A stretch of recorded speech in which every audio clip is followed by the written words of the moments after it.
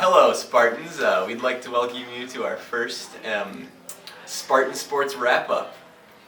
This is Breandan Gibbons, and I'm Caswell Burr. Breandan, let's start off with a pretty tough question. We're looking at the girls' hockey team. We see an undefeated record, almost resembling the Golden State Warriors. Do you see a connection here? I mean, it's hard not to draw connections between this team. Looking at, first of all, just the way they win. Both teams win in just blowout fashion almost every game and never really give the opposing team chances. So, the girls' hockey team, they've got great defense at the back, starting with Claire Tippler and A.M. Roberts, both juniors, and then goalie senior Katherine Johnson, who's going to UMD next year.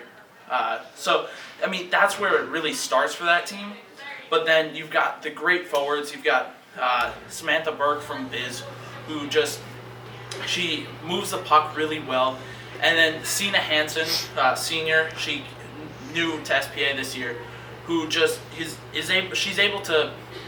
she has a great shot and is very physical with the puck and without the puck to get the puck into the net, and that's really what matters the most. And she sets other players up really well, and that's really been the key this year. But it starts from the back with Katherine Johnson, and then the defense, which moves the puck really well and is very good at seeing the puck up to the forwards, and then also making sure that Katherine Johnson doesn't have to make too many saves. Because if you look at the shot totals, there are some games where it's 40-5, and you just don't see that. And so, yeah, to answer your question, there's just great parallels between the Golden State Warriors and this girls' hockey team. Yeah, it seems like the hockey team is very solid on all three levels of the game.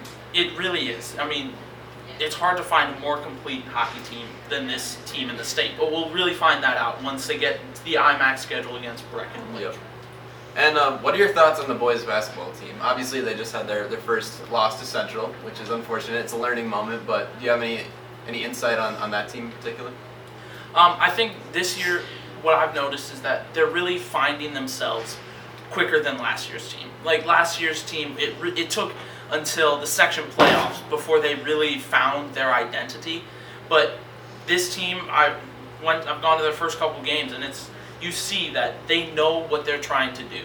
And that's interesting because, first of all, they've got a new coach, Isaiah Walfred, after Kevin McKenzie, the longtime coach, went to coach at Roseville. And so they really just know what they're supposed to do, and every player knows their roles, and you don't see a guy on the team who doesn't want to be there. So that's I think been a very important thing for this team, and it will serve them well once it gets down to February and March in the section playoffs and possibly the state playoffs. But we'll find out tonight if they really have a decent shot against St. Croix Lutheran. Yep. Speaking of that game, great to bring that up. St. Croix Lutheran, very tough opponent. How do you see this game playing out? I think this game is going to be a really good telling point for this team. It's going to be a great measuring stick. St. Croix Lutheran last year, their defense was just incredible. They were like a high-powered Breck team. They gave up 40 points. But this year against Minnehaha, you saw they gave up almost 90. So that's going to be an interesting thing. And SPA's defense this year has been very solid, and they've had a couple tough games where they've held opponents to under 60 points. So that's something that's been positive for this team, for SPA. But it'll be interesting to see what they can do against a top-level opponent, because St. Croix Lutheran is the second ranked in Class 2A. All right, to go back to the hockey theme, looking at the boys' hockey team, obviously we have a strong group of seniors this year: Justin Jolin, Evan Dahlside, Colin McCabe, Oliver. What do you see from that team? Where do you see that team going? Like into the playoffs? What do you think their strengths are? This team, this is the kind of team that you see play at the X once it gets down to state playoffs. They've got great forwards. They've got two forwards that are drafted into junior leagues. You got Deb McCabe, who's a sophomore, into the WHL, Vancouver Giants, which is one of the best leagues in Canada. And then you've got Matt Dahlside, drafted into the USHL. For Sioux Falls. So those two guys, even though they're not even on the top line, it really shows the kind of talent that this team has. the top line of Johnston, Kelly, and Bowman, they are just lighting the lamp every game. You see, especially that East Grand Forks game, they were able to get the puck wide, get it into the attacking zone, really, and that came from the defense. They were getting the puck wide and getting to the attacking zone quickly, and it was very crisp passes as well. And they're able to finish the puck well, or finish goals well. You see Jack Johnson has some filthy hands. He's able to get 5-hole on the goalie almost every game. And so that's really important for this team. And that's the kind of, like, that. This team has the potential to go to the X in the state tournament. Mm-hmm. But there's always Matamidi right there, who's in the section. They played a tough game a couple weeks ago, 3-2. It was, and the size of Matamidi, that's going to be the main problem that this team is going to face, is the size of opposing teams, because they're not a big team, but they're fast. So if they can get their speed around the big guys, then that's how they're going to be able to make it to the X. Yeah. Thoughts on Andy Barron? I mean, he's not the biggest guy, obviously. He's 5'5", 125, but he sees the puck so well. I mean, you saw in the Matamidi game and the East Grand Forks game, when there's a turnover in the other end, he was tracking the puck the whole way. And he moves so well in the crease that, that's the kind of goalie that is very good in high school hockey.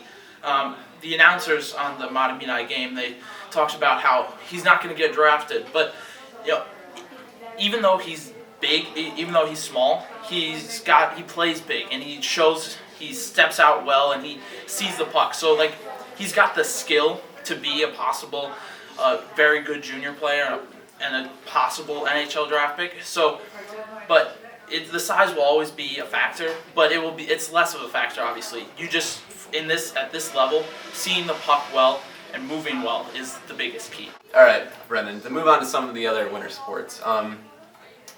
Coming off of personal experience, how do you see the swim team doing this year? Well, I'm on the swim team, and I think our team last year was kind of unexpected. We had unexpected success. We beat Central, our biggest rival in the conference, and that was huge for us. But we got moved into a different section.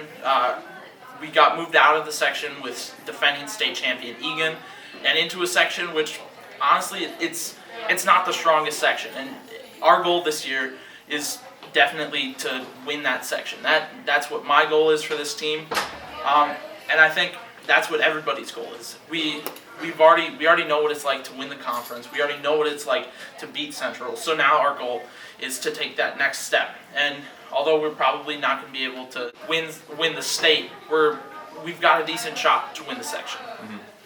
Sounds great. Nordic skiing, obviously haven't had a meet yet, just not enough snow. Any thoughts there? Yeah, Nordic and Alpine skiing, they're just waiting, trying to make sure that they're ready for once the snow does come.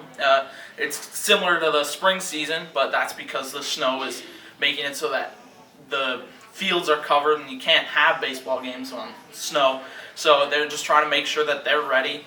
And they've got the girls Nordic team especially has got Val Hart, Lexi Hilton that are both ready to make a good run at state. Val Hart made it last year. And so yeah, both teams are just making sure that they're ready for once their meets actually come. And I know Nordic has a training camp in Michigan over winter break. So, and then Alpine's next meet is in January. So hopefully snow will come for those teams because they're obviously very strong teams, and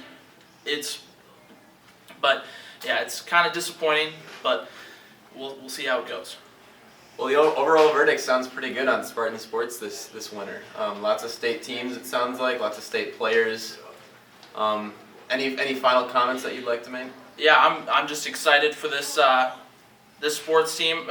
Sports season. We forgot about the fencing team, which is a very strong team. Last year, they've had success in the state. So, and the basketball team, the hockey teams, are all ready to make it to state. So, it's going to be a very exciting winter sports season. We'll keep you updated. Lucas Johnson, probably our print sports editor, will likely make an appearance. And also, just some news. Caswell and I will be with Lucas, likely announcing several basketball games throughout the winter sports season. So keep an eye out on those. We'll be sending the links out. It's going to be YouTube most likely, so it should be a fun sports season. Yeah, for sure. I'm pumped. I bet you are as well. Yeah. Yep. All right. This has been Breandan Gibbons and Caswell Burr, and we are out. Thank you very much.